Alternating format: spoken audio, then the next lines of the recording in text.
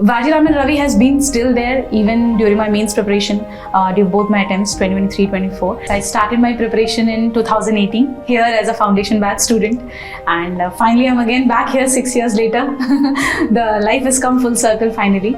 I post-graduated actually in year 2018. After that I came to Vajiraman Ravi, as the name has always been there, where I was completely clueless कि क्या करना है क्या नहीं.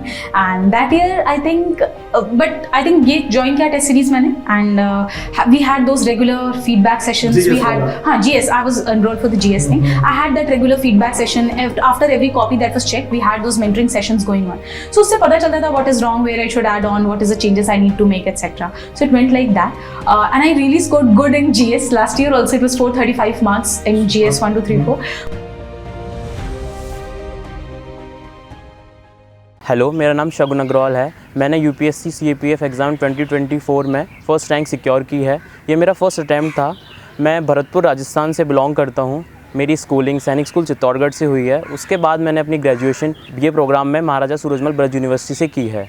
ये मेरा सीएपीएफ में फ़र्स्ट अटैम्प्ट था और मैं आपको इस वीडियो में इस एग्ज़ाम को टैकल करने की स्ट्रेटजी बताऊंगा और आप लोगों को जो प्रिपरेशन टाइम जो भी डिस्ट्रैक्शन या जो भी प्रॉब्लम्स आती हैं उनको कैसे फेस करना है वो भी बताऊंगा। तो हम एग्ज़ाम के बारे में बात करें तो इसमें 4 फेज़ होते हैं। फ़र्स्ट पेपर का आपको बताऊं तो फर्स्ट पेपर में 125 क्वेश्चंस होते हैं और सब्जेक्ट्स होती हैं अपनी general studies, maths and computer. अब इस पेपर को कैसे टैकल करना है मैं आपको ये समझाता हूँ।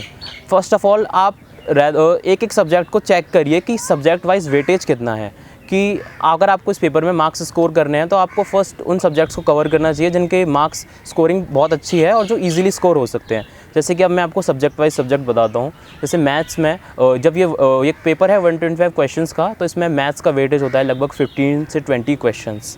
हिस्ट्री का है 15 से 20 क्वेश्चंस। जोग्राफ़ी का भी है around 15 to 20 questions. Current affairs are around 20 questions. Science is around 25 to 30 question. Computer के भी 5 से 6 क्वेश्चन इसमें आते हैं और इसके अलावा पॉलिटिकल साइंस के 10-12 क्वेश्चन और इकोनॉमिक्स के भी 10 से 15 क्वेश्चंस आते हैं। तो आप जब इस एग्ज़ाम की तैयारी स्टार्ट करें तो सबसे पहले आप प्रायोरिटाइज़ करें कि आप किस किस सब्जेक्ट को कैसे कवर करेंगे। जैसे कि मैथ्स है, मैथ्स के 15 से लेकर 20 तक क्वेश्चन आते हैं और वो थोड़े सीसेट लेवल के होते हैं। अगर आपकी मैथ्स अच्छी है तो आपको इतना इशू नहीं आएगा, बट अगर आप मैथ्स में वीक हैं तो मैं पर्सनली सजेस्ट करूँगा कि आप मैथ्स में थोड़ा टाइम दें, यूट्यूब वीडियोस रेफ़र करें PYQs की, ताकि एक्चुअली मैथ्स में अगर आप थोड़ा भी टाइम देंगे तो आपका स्कोरिंग बहुत इजीली बढ़ जाएगा। अगर आप 2 सब्जेक्ट्स को कंपेयर करें जैसे हिस्ट्री एंड मैथ्स, एक आप हिस्ट्री में अगर 5 या 6 दिन दें और एक आप मैथ्स में 5 या 6 दिन दें तो आपका स्कोर मैथ जल्दी बूस्ट करवा पाएगी हिस्ट्री के बजाय, क्योंकि हिस्ट्री बहुत वास्ट सब्जेक्ट है और मैथ्स में कुछ लिमिटेड कंसेप्ट्स हैं जिनको अगर आप फिगर आउट कर लेंगे तो आपके लिए ये एग्ज़ाम बहुत ही ईजी हो जाएगा। बात बची कि इन सब्जेक्ट्स को कैसे कैसे कवर करें। आपको मैं अपनी बुक लिस्ट शेयर करता हूँ और जो भी रिसोर्सेज मैंने यूज़ किए। जैसे कि हिस्ट्री के लिए मैंने स्पेक्ट्रम और themes in modern Indian history को रेफ़र किया। Spectrum for modern history and themes in Indian history part 1, part 2, part 3। इसके अलावा मैंने PYQs को भी रिपीटेडली रेफ़र किया सारे एग्ज़ाम्स के जो भी यूपीएससी करवाती है, NDA, CDS, CAPF, CSE, क्योंकि अगर आप इन एग्ज़ाम्स को देखोगे तो इसमें क्वेश्चंस रिपीट होने के बहुत चांस होते हैं, बट उससे ज़्यादा कि अगर आप उसका एक एप्टीट्यूड बिल्ड कर लेंगे कि कैसे क्वेश्चंस को सॉल्व किया जाता है तो उस आपके लिए एग्ज़ाम बहुत ज़्यादा इजी हो जाएगा। क्योंकि इसमें एग्ज़ाम में ट्रिक्स वगैरह बिल्कुल वर्क करती हैं, बट उसके लिए आपको PYQs के बहुत थॉरो एग्जामिनेशन होनी चाहिए। और दूसरी सब्जेक्ट जैसे जोग्राफ़ी के लिए मैंने रेफ़र किया NCERT को क्लास 11 एंड क्लास 12। जोग्राफ़ी को अगर आप इस एग्ज़ाम को इस PYQs को एनालाइज़ करेंगे तो डायरेक्टली NCERT से क्वेश्चंस बनते हैं और जो थोड़े बहुत क्वेश्चंस नहीं हो पाते उसके लिए आप न्यूज़पेपर वगैरह में रेगुलर टच में रहें। बाकी वो इतना बड़ा इशू नहीं है, क्योंकि मैं मानता हूँ कि आप पहले अपने बेसिक्स रिसोर्सेज को कवर कर लें, वरना वो उसकी वजह से आपके बेसिक रिसोर्सेज भी कवर नहीं हो पाएंगे और आप स्कोर भी नहीं कर पाओगे। और मैं आपको कुछ चीज़ें जैसे बताता हूँ कि जो इस एग्ज़ाम में आपके लिए बहुत ज़्यादा इंपॉर्टेंट है। First is PYQs, second is newspaper. मैं इन दोनों चीज़ों के साथ बहुत ज़्यादा कंसिस्टेंट था कि मैं रिपीटेडली PYQs एनालाइज़ करता रहता था और मैं न्यूज़पेपर भी रेगुलर फॉलो करता था। अब उस चीज़ का आपको बेनिफिट इस वे में दिखेगा कि जैसे अगर आप न्यूज़पेपर रेगुलरली फॉलो कर रहे हैं तो कहीं ना कहीं आपके GK के कंसेप्ट्स भी उसमें आ ही रहे हैं और उससे आपके ये कंसेप्ट्स ब्रश अप हो रहे हैं। उसके अलावा जब आप इतने सारा कंटेंट कंज्यूम कर रहे हो तो जो कि पेपर 2 है, जो कि सब्जेक्टिव एग्ज़ामिनेशन है, उसमें आपको बहुत ज़्यादा हेल्प मिलेगी। उसमें आपको अलग से कुछ स्पेसिफ़िक बुक या फिर कुछ कंटेंट अलग से रेफ़र करना नहीं पड़ेगा। आपके पास ऑलरेडी बहुत सारा कंटेंट सबकॉन्शियसली एक डेवलप हो चुका होगा, क्योंकि पेपर 2 में बहुत वैरायटी ऑफ टॉपिक्स होते हैं, environment, technology, women empowerment, society. तो इन सब के लिए मैं मानता हूँ कि अगर आप न्यूज़पेपर के साथ कंसिस्टेंट हैं तो आपके पॉइंट्स बहुत ही अच्छे और बहुत ही नेचुरली उस पेपर में आ पाएंगे। और दूसरी रही PYQs की। PYQs का बेनिफिट आपको ये रहेगा कि जब आप PYQs रेगुलरली सॉल्व करेंगे तो आपका एक एप्टीट्यूड बिल्ड हो जाएगा कि कैसे इन क्वेश्चंस को टैकल करना होता है। जैसे अगर आप CDS, CAPF, NDA, CSE और भी जो UPSC के एग्ज़ाम्स हैं, उनको अगर आप थॉरोली देखोगे तो क्वेश्चंस रिपीट भी होते हैं और फिर नेक्स्ट ईयर उन ऑप्शंस से भी क्वेश्चंस बनते हैं। उसके अलावा जब आप वो एप्टीट्यूड बिल्ड कर लेते हो कि कैसे क्वेश्चन को सॉल्व करना है, तो आपको वो डेफिनेटली हेल्प करता है एग्ज़ाम में भी, और आपको थोड़ा एक सेंस ऑफ कामनेस भी मिलती है कि आपके लिए ये क्वेश्चंस अनएक्सपेक्टेड नहीं है। रही PYQs की बात, तो PYQs को जब आप रिपीटेडली एनालाइज़ करोगे तो आपका एक एप्टीट्यूड बिल्ड होगा, जिससे कि आपको एग्ज़ाम में बहुत ही एक सेंस ऑफ कामनेस रहेगी और आपके लिए वो अनएक्सपेक्टेड नहीं होगा। और कहीं ना कहीं क्वेश्चंस रिपीट होते हैं वन वे और अनदर, लाइक ऑप्शंस एक क्वेश्चन बन के आ जाएगा या फिर सेम क्वेश्चन ही रिपीट हो जाएगा। और इसके लिए मैं आपको पर्सनली सजेस्ट करूँगा कि आप PYQs को खुद एनालाइज़ करने की कोशिश करें। Also there are many courses on YouTube and paid coachings, but जब तक आप उनको खुद से एनालाइज़ नहीं करेंगे, आपको उन चीज़ों का एक एप्टीट्यूड बिल्ड नहीं हो पाएगा। आप उनको एनालाइज़ करने का ट्राई करें, और उसके बाद अगर आपको लगता है कि आपको अब भी डिफ़िकल्टी आ रही है, तब आप डेफिनेटली किसी कोर्स को रेफ़र कर सकते हैं, क्योंकि उससे आपके लिए चीज़ें बहुत आसान हो जाएंगी। रही बात रिसोर्सेज़ की, तो फिर हिस्ट्री के लिए मैंने रेफ़र किया spectrum themes in modern Indian history part 1, part 2, part 3 को। ज्योग्राफी में मैंने रेफ़र किया NCERTs को, क्लास 11th और क्लास 12th की।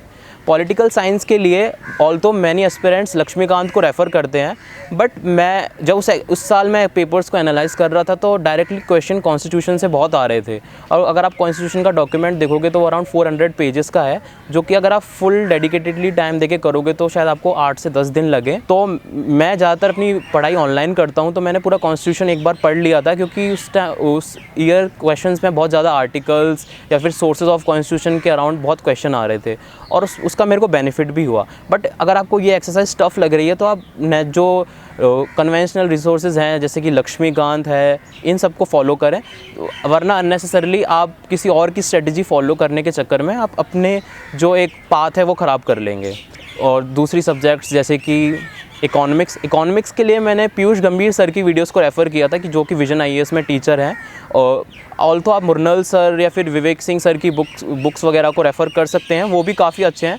बट मैंने पर्सनली पीयूष गंभीर सर के वीडियोस को फॉलो किया था और PYQs को बहुत सॉल्व किया था। इसके अलावा साइंस के लिए मैंने रेफ़र किया था अरिहंत को और PYQs को।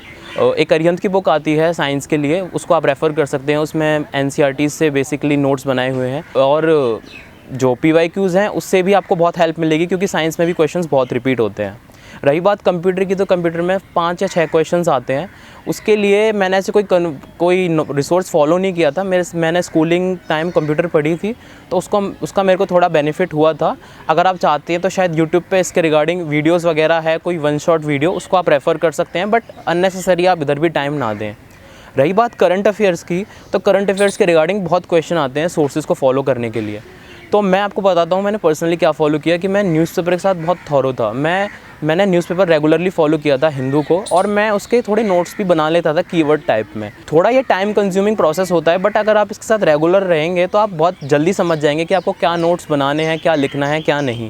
मैं बहुत प्रॉपर सजेस्ट ये भी करते हैं कि नोट्स वगैरह बहुत टाइम कंज्यूमिंग प्रोसेस है, और आप मैगजीन्स को रेफ़र कर सकते हैं।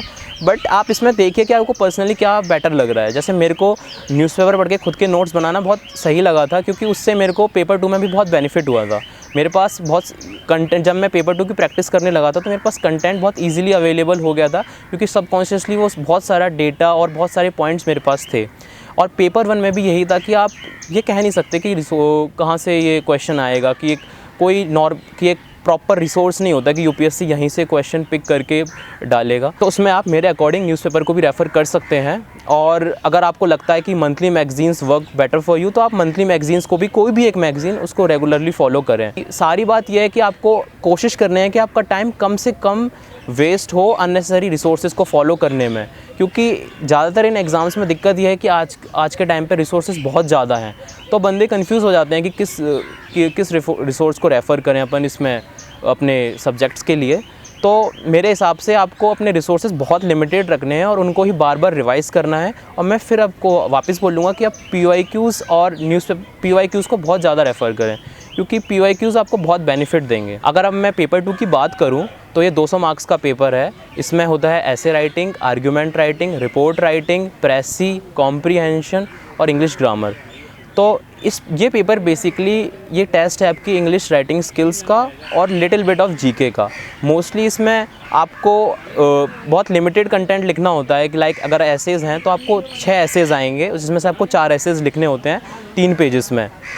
उसमें अगर आप रेगुलरली न्यूज़पेपर वगैरह फॉलो करते हैं या फिर जीएस वगैरह के साथ जीएस सब्जेक्ट्स को आप रेगुलरली पढ़ रहे हैं तो आपके पास कंटेंट नॉर्मली बन जाएगा। बट इवन अगर आपके पास कंटेंट की थोड़ी कमी है तो आप क्या कीजिए कि आप कोई भी कोचिंग है, जैसे राउज़ है, वाजीराम रवि है, कोई भी इनकी एसेज वाली बुक को उठाइए और उसको आप रेफ़र करिए, उसको आप पढ़ते रहिए बार बार और आपके पास बहुत सारा कंटेंट नेचुरली डेवलप हो जाएगा। और एक वे और है कि जैसे अब चैट जीपीटी आ गया है तो आप क्या कीजिए कि कोई जो भी PYQs हैं उनको पिक करिए और पहले एक टॉपिक लीजिए, उस पर खुद लिख के देखिए विदाउट एनी टाइम बाउंडेशन। फिर वही टॉपिक आप चैट जीपीटी पर रिसर्च करें कि उस पर क्या क्या पॉइंट्स और डेवलप हो सकते हैं। ऐसे आप अपनी एक नोटबुक बना लें जिसमें आप अपना कंटेंट और ऐड करते जाएं, जो भी आपको AI और न्यूज़पेपर के साथ मिलता जा रहा है। उससे आपको बाद में बहुत ज़्यादा हेल्प मिलेगी कि आपके लिए रिवीजन वगैरह ये सब बहुत ईजी हो जाएगा। दूसरा होता है आर्ग्यूमेंट राइटिंग, जिसमें कि 2 टॉपिक्स होते हैं। तो इसमें आपको क्या करना होता है कि आपको एक टॉपिक मिलेगा, आप पहले एक पैराग्राफ में उस टॉपिक को समझाइए, फिर उसके लिए उसके सपोर्ट में पॉइंट्स लिखिए 4 से 5 और अगेंस्ट में पॉइंट लिखिए 4 से 5, फिर आप उसको एक कंक्लूजन दे दीजिए। और जब आप पॉइंट्स लिख रहे हैं तो उसमें आप एक चीज़ और करिए कि आप कोशिश करिए आप कोई डेटा या एग्जाम्पल को ऐड कर दें। उससे आपका कंटेंट ऑटोमेटिकली बहुत अच्छा हो जाएगा, क्योंकि जो भी आप आर्ग्यूमेंट्स दे रहे हैं उनको एक सपोर्ट मिलेगा। फिर तीसरा होता है रिपोर्ट राइटिंग। रिपोर्ट राइटिंग में आपको 2 टॉपिक्स पर रिपोर्ट मिलेगी। उसके लिए आपको न्यूज़पेपर बहुत हेल्पफुल रहेगा कि आप न्यूज़पेपर में कुछ भी ऐसे रिपोर्ट्स पढ़ते हैं कि कुछ भी इलेक्शन से रिगार्डिंग, कुछ भी डेवलपमेंट, कुछ ये सब चीज़ें जब भी होंगी तो आपको एक आइडिया बन जाएगा कि कैसे रिपोर्ट्स को लिखा जाता है। इसके लिए फिर मैं आपको सजेस्ट करूँगा कि आप PYQs को रेफ़र करिए, क्योंकि तभी आपको एक कॉन्फिडेंस आ पाएगा और आप समझ पाएंगे कि इस टॉपिक को कैसे लिखना है। फोर्थ होता है प्रेसी में आपको 2 या 3 पैराग्राफ दिए होते हैं, उनको आपको समराइज़ करना होता है 1/3 वर्ड्स में। तो उसके लिए भी आपको प्रैक्टिस करनी है। ये वर्ड्स वगैरह आपको बड़े हैवी लगेंगे कि ये प्रेसी है क्या 1/3, बट अगर आप उसको सॉल्व करने लगोगे, आप उसको बैठ के करोगे तो बहुत ईजी है। और फिफ्थ है फिर कॉम्प्रीहेंशन में एक पैसेज होगा जिस पे आपको 5 क्वेश्चंस होंगे, वो आपको आंसर करने हैं। वो भी इजी है, बट आप उसके लिए भी आप एक बार प्रैक्टिस करते रहिए PYQs की। 6th होते हैं ग्रामर, जो कि है 25 मार्क्स की। उसके लिए आप कोई भी इंग्लिश वगैरह की यूट्यूब पे क्लासेस रेफ़र कर लीजिए, या फिर पहले मैं सजेस्ट करूँगा कि आप PYQs को ही सॉल्व करिए, क्योंकि इंग्लिश ग्रामर का जो पोर्शन है उसमें क्वेश्चंस बहुत रिपीट होते हैं। तो आप एक बार उनको सॉल्व करेंगे तो आपको आइडिया लग जाएगा कि किस टाइप के क्वेश्चंस आ रहे हैं और कौन कौन से क्वेश्चंस ज़्यादा रिपीट हो रहे हैं। फिर कुछ आपको टेलीग्राम वगैरह या कोचिंग्स वगैरह ने भी PDF बनाई हुई है, जो आपको उस ग्रामर को बहुत ही कंसाइज वे में उन्होंने बताया हुआ है कि आपको क्या क्या टॉपिक्स करने हैं, किस टाइप के क्वेश्चंस प्रैक्टिस करने हैं। आप उनको रेफ़र कर सकते हैं। तो पेपर 2 का बेसिकली ये आइडिया था। अब मैं थोड़ा समझाऊँगा कि पेपर 2 करना कैसे होता है। लाइक पेपर 2 के साथ दिक्कत ये है कि पेपर 2 सब्जेक्टिव है और मोस्टली एस्पिरेंट्स CAPF को एज ए बैकअप ट्रीट करते हैं, या फिर CAPF को इतना सीरियसली ट्रीट नहीं करते। तो वो ऑब्जेक्टिव क्वेश्चंस तो सॉल्व कर लेते हैं, बट जब पेपर 2 की बारी आती है तो जब वो सब्जेक्टिव एग्ज़ाम है तो एक फियर ऑफ जजमेंट रहता है। उसकी वजह से लोग इसकी प्रैक्टिस ही नहीं करते।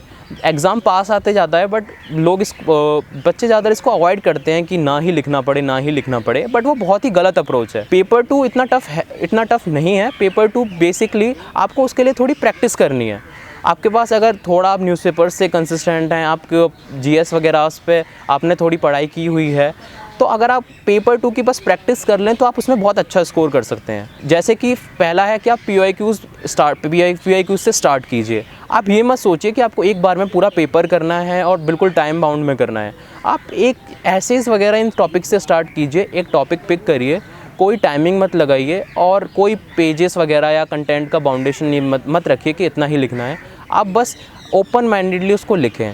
ऐसे आप धीरे धीरे इसको स्टार्ट करें और फिर आप थोड़ा थोड़ा लेवल टफ बढ़ाते जाएं। जैसे आप टाइम बढ़ाते जाएं, आप टॉपिक्स बढ़ाते जाएं, इससे आपको रियलाइज़ होगा कि पेपर 2 बहुत इजीली हो सकता है, और इसके लिए बस आपको कंसिस्टेंटली प्रैक्टिस करनी है। और अगर आप देखो तो CSE के मुकाबले पेपर 2 CAPF का बहुत ईजी है। लाइक इसमें आपको इतना कंटेंट नहीं चाहिए। जैसे कि ऐसे है तो UPSC में एक ऐसे में लगभग 12 पेज लिखने पड़ते हैं, बट CAPF में 3 पेजेस लिखने हैं। अगर आप किसी भी टॉपिक पे आप थोड़ा आइडिया होगा अगर आपको, और आपके थोड़े राइटिंग स्किल्स अच्छे होंगे, तो आप उसमें 3 पेज स्ट्रेच कर सकते हो। और अगर आप नहीं भी कर पा रहे तो आप थोड़ा सा आप ब्रेनस्टॉर्मिंग की आदत डालिए प्रैक्टिस टाइम, कि आप जब भी कोई टॉपिक प्रैक्टिस कर रहे हैं, आप जब अपना ऐसे लिख दिया तो आप ChatGPT और अदर AI प्लेटफॉर्म्स को यूज़ करिए कि इस पर और क्या क्या कंटेंट डेवलप हो सकता है। फिर जब आप उसको आप एज ए नोट की फॉर्म में अदर साइड में लिख लें, ताकि तब जब आप बाद में रिवाइज़ करें तो आपको एक बहुत ही सारा कंटेंट मिल चुका हो और आपको एक आइडिया लग गया होगा कि किस डायमेंशन में इस टॉपिक पे लिखा जा सकता है। Same goes with all other things like report writing, argument writing, precis, comprehension. मैं आपको यही सजेस्ट करूँगा कि आप इसकी प्रैक्टिस करिए और खुद को टॉर्चर मत करिए कि आप एक बार में पूरा पेपर सॉल्व करने बैठ जाएँ टाइम लगा के। आप बहुत ही कम कंटेंट लिखें। जैसे एक टॉपिक आपने चूज़ कर लिया, उस पर आप लिख रहे हो, फिर धीरे धीरे आप 2 टॉपिक 3 टॉपिक, फिर आप धीरे धीरे टाइम इंट्रोड्यूस कर रहे हो। और इसके बाद आपको शायद टेस्ट सीरीज़ यूज़ करनी चाहिए। आपको पहले थोड़ी सी प्रैक्टिस करनी चाहिए, फिर आप टेस्ट सीरीज़ यूज़ करें। वरना ज़्यादातर एस्पिरेंट्स के साथ मैंने देखा है कि वो टेस्ट सीरीज़ लेने के बाद भी उसको यूज़ नहीं करते, क्योंकि वो कॉन्फिडेंस बिल्डअप ही नहीं होता। तो आप पहले इस चीज़ को करें कि आप खुद से ही PYQs वगैरह सॉल्व करें, और फिर एक टेस्ट सीरीज़ जनवरी या फरवरी में जो भी स्टार्ट होती है कोचिंग की, वो आप पिक कर लें और फिर आप उसको सॉल्व करें। उससे आपको बहुत ज़्यादा कॉन्फिडेंस मिलेगा। क्योंकि अगर आप देखें तो पेपर 1 का नेचर ऐसा है कि किसी ईयर बहुत टफ हो जाता है, किसी ईयर बहुत ईजी हो जाता है। तो उसमें आप कट ऑफ का प्रेडिक्शन भी नहीं लगा सकते और आपको हमेशा एक डाउट रहेगा कि मैं फाइनली मेरिट लिस्ट तक पहुंच पाऊंगा या नहीं। हम 2024 में एग्ज़ाम काफ़ी टफ आया था, तो उसकी कट ऑफ काफ़ी डाउन चली गई थी। तो जिनका पेपर 1 में एवरेज स्कोर भी था और जिन्होंने पेपर 2 अच्छे से कर लिया था, ऐसे बहुत से एस्पिरेंट्स मेरिट इन हो पाए थे। तो इस वजह से आप पेपर 2 को बिल्कुल भी लाइटली मत लीजिए। आप पेपर 2 की प्रैक्टिस करेंगे तो आपको रियलाइज़ होगा कि पेपर 2 में टॉपिक्स भी रिपीट होते हैं। अगर जैसे एनवायरनमेंट का टॉपिक है, तो अगर आप उस पर कंटेंट डेवलप कर लेंगे तो वो किसी भी फॉर्म में एक टॉपिक आ ही जाएगा और आपका कंटेंट वहाँ यूज़ ही हो जाएगा। तो ऐसे 10-12 टॉपिक्स होते हैं, जैसे society, women empowerment, technology, corruption. ऐसे आप इन टॉपिक्स पे कंटेंट डेवलप कर लें, इससे आपको बहुत बेनिफिट होगा। अगर हम फिज़िकल की बात करें तो इसमें दो टेस्ट होते हैं। एक होता है PST, एक होता है PET। PST होता है फिज़िकल स्टैंडर्ड टेस्ट, जिसमें कि आपके हाइट, वेट, चेस्ट और BMI वगैरह चेक होते हैं। इसमें गर्ल्स और बॉयज़ के लिए अलग अलग क्राइटेरिया है। अगर हम PET की बात करें तो इसके रिगार्डिंग भी सिलेक्शन रेशो इतना खास नहीं है, क्योंकि इसमें बहुत प्रॉब्लम्स आती हैं एस्पिरेंट्स को। तो मैं जो आपको बताता हूँ, सबसे पहली प्रॉब्लम यह है कि most of the aspirants are not consistent with physical routine और they are not doing any physical activity daily। तो इसकी वजह से जैसे ही ये फिज़िकल एग्ज़ाम नियर आता है, तो वो तब 1 महीने पहले या कुछ दिन पहले 100 मीटर, 800 मीटर, लॉन्ग जंप वगैरह इनकी प्रैक्टिस स्टार्ट करते हैं। तो इसकी सबसे बड़ी प्रॉब्लम एक तो ये है कि आप ऑलरेडी अंडर कॉन्फिडेंट होते हैं। दूसरा ये है कि आप एकदम से जब फिज़िकल एक्टिविटी स्टार्ट करते हैं तो उसमें इंजरी के बहुत चांस होते हैं। जब मैं भी फिज़िकल की प्रैक्टिस के लिए जाता था तो मैंने देखा था बहुत से एस्पिरेंट्स उस टाइम इंजर्ड हो गए थे, क्योंकि वो एकदम से फिज़िकल एक्टिविटी करना स्टार्ट कर रहे थे। तो इसके लिए मैं आपको बताऊँगा कि आप कोई भी फिज़िकल एक्टिविटी डेली फॉलो करिए। Not only for this exam, but मैंने पर्सनली एक्सपीरियंस किया है कि अगर आप जब भी एक एग्ज़ाम या कुछ भी कर रहे हैं, अगर आप डेली 1 आवर फिज़िकल एक्टिविटी कुछ भी करेंगे, स्पोर्ट्स, जिम, स्विमिंग, कुछ भी, तो उससे आप मेंटली बहुत रिलैक्स्ड होंगे और आपकी बॉडी भी बहुत फिट होगी। मैं जिम वगैरह से रेगुलर फॉलो करता था और स्पोर्ट्स वगैरह भी खेलता था, तो मेरे को फ़िज़िकल में इतना इशू हुआ नहीं। बाकी बट मैंने एस्पिरेंट्स को देखा था जिनको इंजरीज़ हो रही थी, जिनको चोट लग रही थी और जो डिस्क्वालीफाई भी हो रहे थे। ज़्यादातर के साथ इशू यही था कि उन्होंने एकदम से फिज़िकल एक्टिविटी स्टार्ट की थी और इवन तो उनके पेपर 1 पेपर 2 में मार्क्स अच्छे थे, बट फिज़िकल डिस्क्वालीफाई होने की वजह से वो पूरी प्रोसेस से आउट हो गए और फिर उन मार्क्स वगैरह का आपको कोई बेनिफिट नहीं हो पाता। ये जस्ट एक क्वालिफाइंग एग्ज़ाम है, तो आपको ये याद रखना है कि अगर आप रेगुलरली थोड़ी देर भी अगर आप फिज़िकल एक्टिविटी करेंगे तो आपको एकदम से बाद में प्रेशर नहीं आएगा। वरना ये नवंबर दिसंबर के टाइम मोस्टली जब सर्दियों में सब इसकी प्रैक्टिस स्टार्ट करते हैं तो इंजरीज़ बहुत होती हैं। अब तीसरा प्रोसेस है इंटरव्यू का। इंटरव्यू जनरली सिविल सर्विस और फॉरेस्ट के इंटरव्यूज़ के बाद स्टार्ट होता है, जो कि है मई जून में। तो अनलाइक सिविल सर्विस के इंटरव्यूज़, इसमें 4 ही मेंबर्स होते हैं और इंटरव्यू के रिगार्डिंग भी बहुत क्वेश्चंस आते हैं और बहुत सारी प्रॉब्लम्स होती है एस्पिरेंट्स को लैंग्वेज के रिगार्डिंग और कैसे इंटरव्यू का प्रिपरेशन किए जाए। तो मैं आपको इसमें बताता हूँ कि फ़र्स्ट ऑफ ऑल लैंग्वेज इतना बड़ा एक इशू नहीं रहता, क्योंकि मैंने ये इंटरव्यू इंग्लिश में दिया था, बट मेरे फ्रेंड्स या फिर काफ़ी जो साथ में एस्पिरेंट्स थे उन्होंने इसको हिंदी में भी दिया था और उनके मार्क्स काफ़ी ठीक अच्छे भी थे। तो लैंग्वेज की वजह से आपको कोई भी मार्क्स वगैरह में मेरे को नहीं लगता इशू होगा। आपको कंफर्टेबल होना चाहिए कि आप जिस लैंग्वेज में आप अपनी थॉट्स कन्वे कर पाएँ, आप उस लैंग्वेज को चूज़ करें। जस्ट बिकॉज कि इंग्लिश बहुत ही कॉमन मीडियम है आजकल इंटरव्यू में, तो आप अनकंफर्टेबल होते हुए भी उसको चूज़ ना करें। और इसकी प्रिपरेशन कैसी की जाए, तो इसमें भी आपका न्यूज़पेपर का बहुत रोल रहेगा, क्योंकि आपका जो इंटरव्यू होगा वो होगा पूरा डेफ बेस्ड, थोड़ा बहुत वो करंट अफेयर्स के रिगार्डिंग भी चलेगा। तो अगर आप न्यूज़पेपर रेगुलरली फॉलो कर रहे हैं तो आपको इतना लास्ट के इंटरव्यू के टाइम पैनिक फील नहीं होगा। आपको आइडिया होगा सब चीज़ों का। और आप जैसे कि आपका डेफ होता है, जो कि है डिटेल्ड एप्लीकेशन फॉर्म, उसमें आपकी सारी चीज़ें होती हैं, जैसे कि आपका नाम, प्लेस ऑफ बर्थ, आपकी हॉबीज़, एक्टिविटीज़, एजुकेशन, ग्रेजुएशन। तो एक टाइप से वो आपकी एक कुंडली होती है, उससे आपको इंटरव्यूअर असेस कर लेंगे कि आपकी पर्सनैलिटी कैसी है। बाकी जो 20 मिनट का इंटरव्यू होता है उसमें वो उसको वेरीफाई करते हैं। तो आप कोशिश करिए कि अगर अभी आप कॉलेज में हैं या फिर आप ग्रेजुएशन आप पोस्ट ग्रेजुएशन भी कर रहे हैं, तो आप कोशिश करिए कि आप जितनी ज़्यादा एक्टिविटीज़ हो पाएँ उधर इन्वॉल्व हों। मेरी स्कूलिंग सैनिक स्कूल से हुई थी, तो वहाँ पर वैसे ही एक कल्चर था एक्स्ट्रा को करिकुलर एक्टिविटीज़ का, तो हम वहाँ पर काफ़ी पार्टिसिपेट करते थे इन एक्टिविटीज़ में।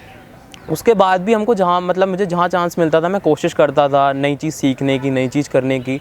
तो इससे आपको थोड़ा कॉन्फिडेंस भी मिलेगा और आपका डेफ भी काफ़ी अच्छा लगेगा। और इस वजह से आपको कोई ब्लफ करने की या फिर कुछ भी झूठ बोलने की इंटरव्यू में ज़रूरत नहीं पड़ेगी। आपकी जो चीज़ें नेचुरल हैं आप उनको ही लिख पाएंगे। तो इसके लिए आप एक तो अपना डेफ अच्छे से तैयार करें और उसके अराउंड क्वेश्चंस को देखें, कैसे प्रिपेयर करना है, क्या है, और एक आप न्यूज़पेपर को रेगुलरली फॉलो करें। और तीसरी चीज़ है कि आप मॉक इंटरव्यूज़, तो मॉक इंटरव्यूज़ भी एक अच्छा वे है आप इसकी एक इन्वायरमेंट को सिमुलेट करने का और एक्सपीरियंस करने का कि इंटरव्यू कैसा होता है। Also most of the mock interviews are not much close to the actual UPSC interview, but आप फिर भी उन मॉक इंटरव्यूज़ को निकालें, ताकि आप जब 4 या 5 पैनल मेंबर्स के सामने इंटरव्यू देंगे तो आपको थोड़ी हेजिटेशन निकलेगी और आपको थोड़ा कॉन्फिडेंस भी फील होगा। अगर इंटरव्यू की बात की जाए तो उसमें आपको कुछ पॉइंट्स को याद रखना है हमेशा। सबसे पहले तो आप नर्वस ना हो, क्योंकि अगर आप नर्वस होंगे तो आप अपनी नॉलेज, अपने थॉट्स को कन्वे ही नहीं कर पाएंगे। आप वहाँ जाते ही पैनिक करने लगेंगे और आप बहुत ज़्यादा एक ओवर थिंकिंग वाले फेज़ में चले जाएंगे। तो आप बहुत ही रिलैक्स्ड माइंड से जाएं, अपना ड्रेसअप अच्छे रखें और जैसे ही आप रूम एंटर करें तो एक स्माइलिंग फेस से उन पैनल मेंबर्स को विश करें, और उससे आपको बहुत ही अच्छा फील होगा, क्योंकि पैनल मेंबर्स भी कैंडिडेट को कंफर्टेबल बनाने की बहुत कोशिश करते हैं। वो कुछ भी एक नॉर्मल क्वेश्चन पूछ के फिर इंटरव्यू स्टार्ट करते हैं। तो आप इन पॉइंट्स को बिल्कुल याद रखें। और एक चीज़ और आप दिमाग में याद रखें कि ज़रूरी नहीं कि आप हर क्वेश्चन का आंसर दें। अगर आपको कोई क्वेश्चन नहीं आ रहा है और आप उसमें श्योर नहीं है, जैसे कोई अगर जीके का क्वेश्चन है और आपको उसका आइडिया नहीं है, तो आप अननेसेसरी ब्लफ करने के बजाय आप उनको सॉरी बोल के ये बोल दें कि you will try to find out और यू डोंट नो, जो भी है। बट आप ब्लफ करने की कोशिश ना करें, क्योंकि वो बहुत ही एक्सपीरियंस्ड पैनल मेंबर्स होते हैं। वो बहुत ही जल्दी आपकी बॉडी लैंग्वेज को पढ़ लेते हैं और समझ जाते हैं कि आप ब्लफ़ कर रहे हैं। और ब्लफिंग वगैरह इन चीज़ों के ब्लफिंग वगैरह से मार्किंग बहुत ही ज़्यादा ख़राब हो जाती है। तो आप इन पॉइंट्स को बिल्कुल ध्यान रखें। और जैसा कि मैंने आपको बताया था पहले भी कि आप न्यूज़पेपर जो पढ़ रहे हैं, फ़िज़िकल एक्टिविटीज़ कर रहे हैं, तो उसका बेनिफिट आपको केवल पेपर और फिज़िकल के टाइम नहीं था, वो आपको इंटरव्यू के टाइम भी होगा। करंट अफेयर्स के साथ आप कंसिस्टेंट हैं, आप उनको रेगुलरली पढ़ रहे हैं, जब आप फिज़िकल एक्टिविटी कर रहे हैं, आप फिट हैं, तो आपको बहुत ही कॉन्फिडेंट फील होगा उस रूम में और आप बहुत ही अच्छी पर्सनैलिटी लेके जाएंगे।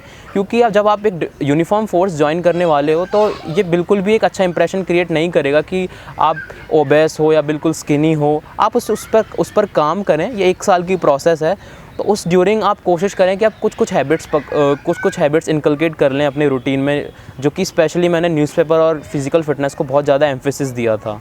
तो ये आपको इंटरव्यू में भी बेनिफिट देगा। अगर हम मेडिकल एग्जामिनेशन की बात करें तो ये 1 से 2 दिन का होता है, जिसमें कि आपके ENT, सर्जिकल, आई टेस्ट और एक्सरे वगैरह होते हैं। ये इतना ज़्यादा टफ़ नहीं होता, बट आप फिर भी कोशिश कीजिए कि आप अपनी थोड़ी ईटिंग हैबिट्स ठीक रखें और आप खुद को इंजरी वगैरह से बचाएं इसमें एग्जामिनेशन से पहले। एक क्वेश्चन आता है टाइम टेबल को रिगार्डिंग, तो मेरा ऐसे कोई फ़िक्स टाइम टेबल नहीं था, बट मैंने कुछ एक्टिविटीज़ ऐसे दिन में रखी हुई थी जिसके बाद मैं अपनी पढ़ाई वगैरह करता था। जैसे मैं मॉर्निंग में न्यूज़पेपर से अपना दिन स्टार्ट करता था, उसके बाद मैं 2 या 3 घंटे पढ़ता था, फिर मैं दिन में लंच वगैरह के बाद भी 2 या 3 घंटे पढ़ता था, शाम को इवनिंग में मैं जिम जाता था, उससे पहले और उसके बाद भी मैं एक पढ़ाई का सेशन निकाल लेता था। तो आपको मैं अपने बारे में बताऊं तो मेरा ऐसे कोई फ़िक्स टाइम टेबल नहीं था। मेरा जो एम्फेसिस था वो ये था कि मैं इतना कुछ टारगेट है दिन का तो इसको पूरा कर लूँ। मेरा फोकस ज़्यादा था प्रोडक्टिविटी को लेके, ना कि टाइम को लेके। और मैं ये आपको भी सजेस्ट करूँगा कि आप अननेसेसरी टाइम वाला क्राइटेरिया ना रखें कि आपको 8 घंटे 10 घंटे ज़बरदस्ती पढ़ना ही है, जब आप उसमें पढ़ ही नहीं रहे, जस्ट आप बुक ओपन करके रखे हुए हो। उससे अच्छा है कि आप एक टारगेट बना लो कि आपको दिन के ये टॉपिक्स या ये जो भी कुछ है कवर करना है, ये टेस्ट लिखने हैं, और आप उसको फॉलो करें, वो बहुत ज़्यादा बेटर रहेगा। अननेसेसरी इस चीज़ का मैं नहीं मानता कोई सेंस है कि अगर आप सोच के बैठो कि 12 आवर्स 14 आवर्स आप पढ़ोगे तो कोई भी एग्ज़ाम क्लियर होगा ही, और आप 4-5 आवर्स पढ़ रहे हो तो नहीं होगा। मैं पर्सनली मैं अपनी प्रिपरेशन फेज़ में कभी भी किसी भी दिन शायद 6 या 7 घंटे से ज़्यादा पढ़ा ही नहीं होऊंगा, बट ये था कि मैं 6 या 7 घंटे पढ़ रहा हूँ तो उनको अच्छे से यूटिलाइज़ कर रहा हूँ, कि उसमें अच्छे से बिल्कुल दिमाग लगा के उस चीज़ को पढ़ रहा हूँ, समझने की कोशिश कर रहा हूँ। और यही मैं आपको सजेस्ट करूँगा कि आप प्रोडक्टिविटी पर ज़्यादा फोकस करें। अब एक क्वेश्चन ये भी आता है कि जो इस एग्ज़ाम प्रोसेस के अराउंड जो भी आपको स्ट्रेस होता है, मेंटल हेल्थ इश्यूज़ होते हैं, तो उसको कैसे टैकल करें। तो देखो, आप सबसे पहले तो आइसोलेट ना हो, क्योंकि अगर आप आइसोलेट हो जाएंगे और किसी भी एग्ज़ाम की प्रिपरेशन करेंगे तो आपको बहुत ज़्यादा, एक तो कॉन्फिडेंस आपका डाउन हो जाएगा और आप बहुत ज़्यादा परेशान रहने लगेंगे, अपनी प्रॉब्लम्स किसी से नहीं बता पाएंगे, और आप बस खुद ये सोचेंगे कि एग्ज़ाम्स क्लियर होने के बाद ही मैं लोगों से टच में आऊँ, लोगों से बात करूँ। बट ये बहुत ही एक गलत माइंडसेट है, मैं मानूँगा। आप कोशिश कीजिए कि आप अपने 2 या 3 दोस्त जो भी आपके क्लोज़ फ्रेंड्स हैं, सपोर्टिव फ्रेंड्स हैं, आप उनसे टच में रहें, और आपको कुछ भी प्रॉब्लम आए तो आप उनसे बात करते रहें। इवन कि आप फैमिली से भी रेगुलर टच में रहें अगर आपको लग रहा है कि आपको थोड़ा सा भी लोनलीनेस या आइसोलेशन फ़ील हो रहा है। बहुत से स्टूडेंट्स दिल्ली में आते हैं प्रिपरेशन के लिए, और वो बिल्कुल एक नए एनवायरनमेंट में आते हैं जहाँ उनके कोई फ्रेंड्स भी नहीं होता और ना वो कोई उनका नोन होता है। तो ऐसी प्रॉब्लम्स यहाँ बहुत कॉमन है कि कोई भी लड़का या लड़की बिल्कुल आइसोलेट हो जाते हैं, फिर वो पढ़ाई वगैरह से हटके और डिस्ट्रक्टिव हैबिट्स वगैरह में लग जाते हैं। तो यहाँ आप कोशिश कीजिए कि आप अपना जो एक सपोर्टिव फ्रेंड सर्कल है, पेरेंट्स हैं, सिबलिंग्स हैं, आप उनसे टच में रहें। मेरे कुछ क्लोज़ फ्रेंड्स हैं, उनसे बहुत टच में रहता था, और मैं उनको बहुत क्रेडिट दूंगा कि उनका बहुत बड़ा रोल था मेरी इस सक्सेस में, क्योंकि वो मेरे को हमेशा सपोर्ट करते थे, एनकरेज करते थे कि हाँ मैं कर लूँगा, तू कर लेगा, ये वो। और इन चीज़ों का बहुत ज़्यादा एक इफ़ेक्ट पड़ता है प्रिपरेशन के टाइम। अगर आप बहुत डाउन फील कर रहे हैं और आपके क्लोज वन उस टाइम अगर आपको सपोर्ट करते हैं तो आप बहुत ही अच्छा फील करेंगे। तो एक आप ये चीज़ कीजिए, और आप कोशिश कीजिए कि अपना रूटीन थोड़ा बोरिंग ना रखें या फिर एक आइडल रूटीन ना रखें। कोशिश कीजिए कि आप फिज़िकल एक्टिविटीज़ भी कर रहे हैं, आप और एक्टिविटीज़ भी कर रहे हैं, ताकि आप मेंटली बहुत ही रिलैक्स रहें और खुश रहें। जैसे कि मैं बुक्स वगैरह भी पढ़ता रहता था, जिम वगैरह भी जाता था, तो इन चीज़ों का मेरे को बहुत बेनिफिट हुआ एग्ज़ाम टाइम, कि मैं कभी भी डाउन होता था तो मैं इन एक्टिविटीज़ को पकड़ता था, वापस करता था, और मेरे को ठीक फील होता था। तो मैं यही आपको सजेस्ट करूँगा कि जो भी आपकी हॉबीज़ हैं, पर्सनल इंटरेस्ट हैं, वो आप करिए। आप ये मत सोचिए कि मेरा इतना टाइम वेस्ट, ये वेस्ट। आप एक fix amount of time dedicate रखिए दिन का कि हाँ मुझे ये करना ही है, और आप उन एक्टिविटीज़ को करिए, क्योंकि at the end we humans are a social animal. तो हमको एक आदत होती है लोगों से बात करने की, नई चीज़ें जानने की, सीखने की। तो वो आपके साथ भी होगा। तो आप खुद को अननेसेसरी टॉर्चर मत करिए, आप वो चीज़ करिए जो आपको पसंद है। कुछ मैं आपसे अपनी पर्सनल चीज़ें भी शेयर करना चाहूँगा कि इवन तो मेरी इस एग्ज़ाम में फर्स्ट रैंक थी, बट मैं कोई टॉपर नहीं हूँ, ना ही मेरी कोई 10-12 में बहुत ही अच्छी परसेंट, ना ही कुछ मैंने बहुत ही अच्छे कॉलेज से ग्रेजुएशन की है। बट मैं ये था कि मेरे को जो चीज़ें पढ़ाई वगैरह में पसंद थी मैं वो करता था। इवन तो स्कोर्स वगैरह अच्छे नहीं रहे, तो मैं वही चीज़ आपको सजेस्ट करूँगा कि अगर आप कोई टॉपर नहीं हो, या फिर आपके स्कोर्स स्कूलिंग टाइम या ग्रेजुएशन में अच्छे नहीं हैं, तो आप उस चीज़ को यूँ मत अपने अंदर ले लीजिए कि आप कभी स्कोर ही नहीं कर सकते, या फिर कभी आप कोई एग्ज़ाम क्लियर ही नहीं कर सकते। मेरा जो फ्रेंड सर्कल था उसमें बहुत टॉपर्स भी थे, और जो बहुत ही एक मीडियोकर लोग भी हैं, और most of them are in a good position now. कोई आर्मी में, कोई डिफेंस में, कोई सिविल्स में। तो मैं आपको बस यही कहना चाहूँगा कि एक आप कोशिश कीजिए कि एक सपोर्टिव फ्रेंड सर्किल रखिए जो कि खुद भी अपने एम्बिशंस को लेके या गोल्स को लेके थोड़ा सीरियस हो, और आप खुद को कभी ये चीज़ डाउन मत फील कराइए अगर आपके पहले स्कोर्स अच्छे नहीं रहे या फिर पहले आप एग्ज़ाम्स में फ़ेल हुए हैं कि आप ये चीज़ कर ही नहीं पाएंगे। आप उन चीज़ों को एज अ लेसन्स लीजिए कि अगर आप पहले फ़ेल हुए हैं तो क्यों फ़ेल हुए थे, क्या प्रॉब्लम्स थी, बस आप उन चीज़ों को कोशिश कीजिए कि रिपीट ना करें। मैं भी एनडीए अटैम्प्ट मैंने भी एनडीए और सीडीएस के काफ़ी अटैम्प्ट्स दिए थे जिसमें मैं एसएसबी में नहीं हो पाया, बट वहाँ से जो मेरी लर्निंग्स रहीं, जो भी मेरे को लेसन्स मिले, वो मेरे को इस एग्ज़ाम में उन्होंने मेरे को बहुत हेल्प किया, beat interview phase, beat written phase, beat physical phase. तो मैं वही पर्सनली आपको सजेस्ट करूँगा कि कोई भी आपकी पुरानी जो फेलियर है उसको आप अपने ऊपर एक लिमिटेशन मत बनाइए। आप बहुत ही रिलैक्स्ड होकर प्रिपरेशन कीजिए। और मेरा ऐसे कोई टारगेट नहीं था कि मेरे को कोई फ़र्स्ट रैंक ही लानी है या फिर मेरे को कुछ टॉपर बनना है। मैं जो भी मेरा एक एनालिसिस मैंने इस एग्ज़ाम का किया था, मैंने उसको फॉलो किया और उसकी पढ़ाई की, और मैं फॉर्चुनेटली उस एग्ज़ाम को अच्छी इस रैंक के साथ क्लियर कर पाया। तो आप भी इस चीज़ को ध्यान रखिए कि जो भी आपके सेटबैक्स या फेलियर्स हैं वो बस आपके लिए एक लेसन्स हैं, वो आपको डिफ़ाइन नहीं करते, वो आपको लिमिट नहीं करते कि आप लाइफ में कुछ और कर नहीं सकते। तो जो भी इस एग्ज़ाम की प्रिपरेशन कर रहा है उसको मेरी तरफ से बेस्ट विशेज़, और मैं यही सजेस्ट करूँगा कि आप इस एग्ज़ाम को अच्छे से एनालाइज़ करें, अच्छे से अपनी वीकनेसेस स्ट्रेंथ्स को एनालाइज़ करें और फिर इस एग्ज़ाम की प्रिपरेशन करें। किसी भी टॉपर की स्ट्रेटजी को ब्लाइंडली फॉलो ना करें, क्योंकि सबकी स्ट्रेंथ्स और वीकनेस बहुत अलग होती हैं और वही आपके साथ होगा। और रही बात मोटिवेशन की, तो मैं आपको बोलूँगा कि मोटिवेशन से ज़्यादा आप डिसिप्लिन और कंसिस्टेंसी पे फोकस करें, क्योंकि लॉन्ग टर्म में वो आपके लिए ज़्यादा फ़ायदेमंद होगा। तो आप अपना ऐसे सिस्टम्स बनाएं, ऐसे रूटीन बनाएं जिससे आप जो भी गोल्स आपने सेट किए हैं आप उनको अचीव कर पाएँ। और डिसिप्लिन और कंसिस्टेंसी का एक बहुत ही बड़ा रोल रहा है मेरी भी सक्सेस में, और मेरे को लगता है कि ये आपके लिए भी बहुत ज़रूरी रहेगा।